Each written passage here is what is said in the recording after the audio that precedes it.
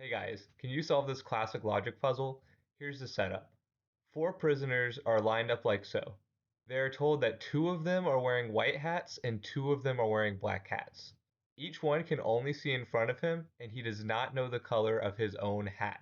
The task is for one of them to correctly guess the color of his own hat, and if he gets it right, they can all go free. If he gets it wrong, they all get locked back up. So the question is, who will be able to say their own hat color correctly and why?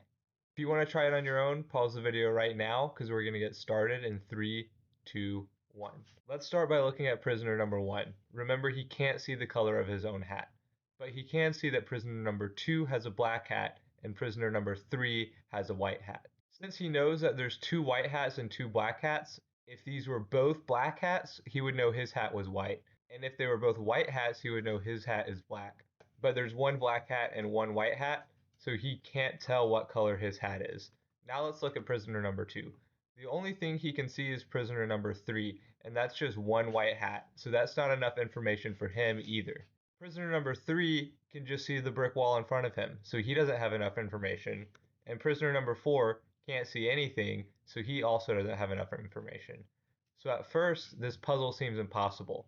How is someone going to guess the right hat color? Well, let's go back and look at prisoner number 1.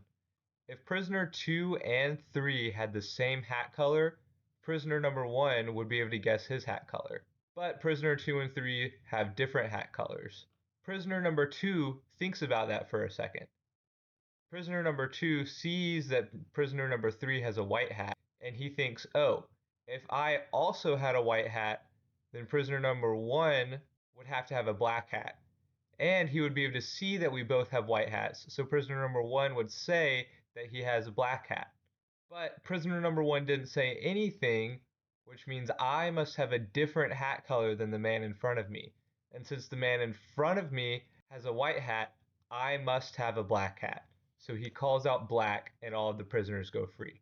I think it's pretty cool how at first it seems like there's not enough information, but prisoner number 2 uses a little bit of logic and thinks about it a little bit more and figures out that he has a black hat. Pretty cool stuff.